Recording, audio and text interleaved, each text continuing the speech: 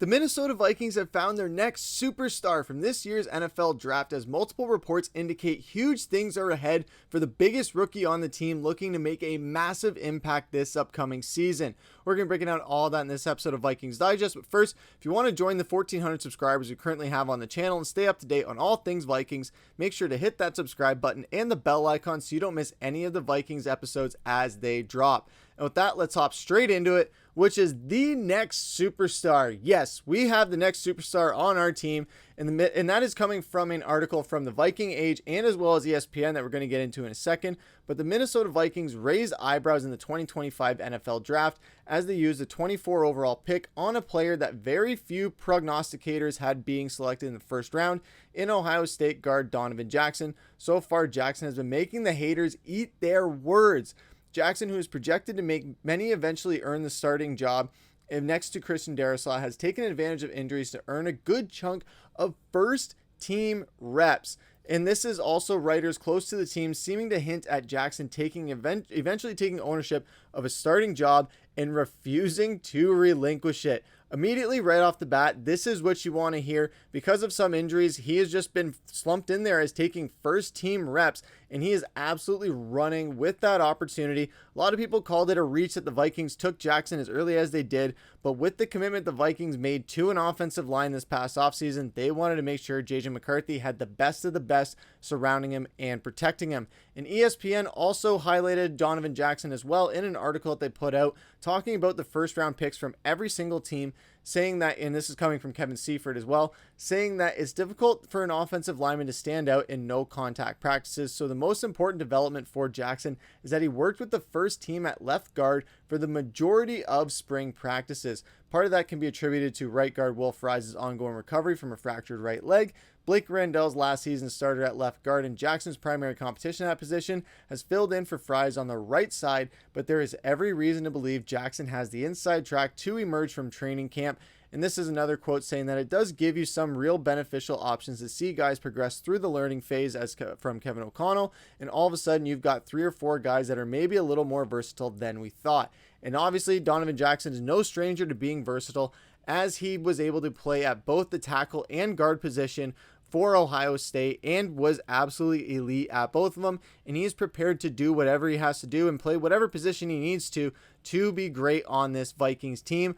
Overall, I love reading this. I love seeing this because this is a guy that a lot of people were criticizing us for taking, yet he is just excelling at every single spot. There's a lot of players that a lot of Vikings fans sometimes were a little bit critical of, but they're coming around a bit. But there have been a lot of outsiders that have been saying a lot of smack about the Vikings players, whether it's Donovan Jackson, JJ McCarthy, or some other ones saying that they're not good enough, they're going to be a bust, they don't have the potential, yada yada yada.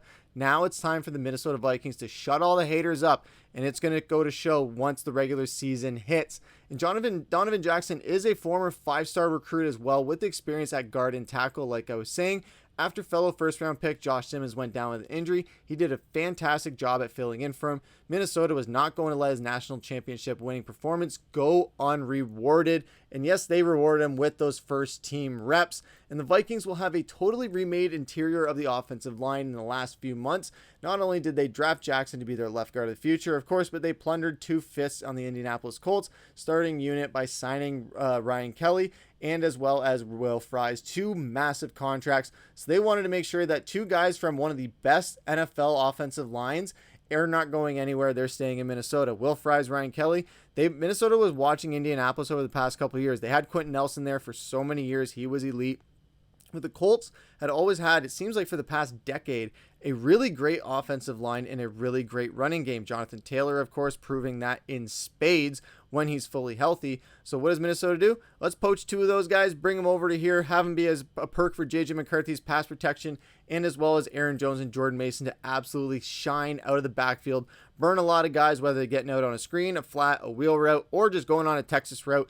There's a lot of different options for Minnesota to use their running backs because of the offensive line weapons that they have with Donovan Jackson as well thrown into that mix. And he should be an immediate improvement as a run blocker, even if there are some questions about his overall athletic ability when dropping into true pass sets. Playing inside as a guard might help mitigate those concerns and make him a quality starter relatively earlier in his career. And this is what I really want to touch on here, is that playing inside as the guard, people are saying that that might be a detriment to him because he's used to playing tackle. However, this is a guy that when he was coming out of college, all the complaints about him were saying that he doesn't have the arm reach. He doesn't have the length on him. Well, when you're playing the inside, you don't got to worry about that. You don't got to worry about containing guys on the edge. You just got to worry about jamming those guys in front of you in the middle and making sure they can't get through those trenches. And Donovan Jackson is fully ready to do that. And now overall, there is nothing better for a young quarterback than a solid offensive line like we know, and showing in the early going that from Jackson could be that O'Connell needs to see trust in him into the starting lineup, and we could see this absolutely happen. I don't have a doubt in my mind that Donovan Jackson will be starting this season, because when you look at this depth chart in the starting lineup, obviously Christian Darrisaw on there, Will Fry's recovering from that injury, so that's why Blake Brandell's been plugged in there. However, when you look at this depth chart when fully healthy, ESPN had Donovan Jackson in that number 1 spot. Obviously, this is just temporary. Minnesota isn't saying any of this is official, but once it becomes official, obviously they'll update it. But overall, looking at it, and you look at the backups, I don't see Blake Brandell taking over Donovan Jackson's spot at all. I don't see any of those guys. Joe Huber may be the only one, but he's more of a right guard. So Will Fries, he's got his job secured there. But I do really love that Joe Huber is our backup at right guard if Will Fries isn't ready to go or isn't 110% healthy when the season starts. Hopefully he is. However, Joe Huber was an undrafted gem. They got an absolute steal out of Wisconsin, and I can't wait to see him on this Vikings team. I know he's going to get a decent amount of snaps probably in the preseason for sure. In the regular season, we'll probably see that go up maybe early in the season as Fries is getting back into the swing of things and getting back at his full health. But overall, Donovan Jackson, I don't see him giving up that spot. Once he gets it, especially in the preseason, he ain't going to be giving it up, because that's what we're going to be watching a lot in this preseason. I think that's going to be really exciting for Minnesota Vikings fans to watch this preseason. We get to see Donovan Jackson versus Blake Brandell in the offensive line on the inside left side. And then we get to see as well Ty Felton, as well as some other receivers. Jalen Naylor is going to be wanting to prove it a little bit. I know his spot is safe, but we're still going to see some early flashes as well. We also got Thaddeus Moss in there too. We got some other receivers thrown into the mix. Rondale Moore, maybe he's going to be playing in the preseason. Who knows? On special teams in the regular season, we'll see as well.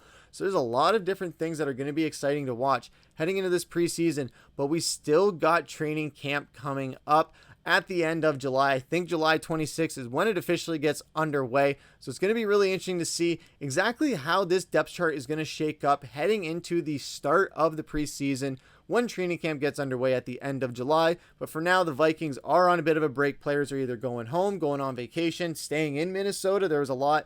If you guys saw that video on social media that the Vikings did, I absolutely loved it, where once it got to Kwesi walking off the practice field, we're asking where he was going. He said, absolutely not. There is no break. What break? And I thought that was hilarious. Can't wait to see these guys back on the practice field, seeing what they can really bring.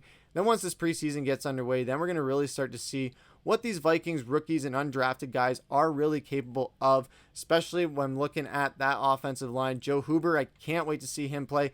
And of course, Donovan Jackson, who I don't think we're going to see a ton of in the preseason, because if things trend the way that they're trending, I don't think that he's going to be they're going to want to put him at any risk of a seriously season-ending injury. So within that, if he just comes out guns blazing in training camp and wins that job, we might not see him much in the preseason, but we're definitely going to see him in the regular season, and that's what we really want to see at the end of the day. But let us know what you guys think about all this down below in the comments. Let us know what you guys think about the Donovan Jackson stuff. Do you think that he's going to win that starting job? Do you think Joe Huber is going to get a decent amount of snap counts? I know we talked about him just a little bit on this. I'm kind of a bit of a fanboy on him just because looking at the stats and looking at what he brings. This guy, a lot of people overlooked him, but I think a lot of people overlooked what the Vikings did. They criticized Donovan Jackson, and then they got Joe Huber as the gem. And now the Vikings can just shut up the naysayers and really play with a chip on their shoulder, because that's when this team is playing at their best. But let us know about it down in the comments below. Like, comment, subscribe, hit that bell icon. We're on our way to our goal of 1,500 subscribers before the start of training camp next month. So if you guys want to be a part of that, make sure to hit that subscribe button and the bell icon so you don't miss any of the episodes when they drop. But for now, I've been your host, Griffen. Take care.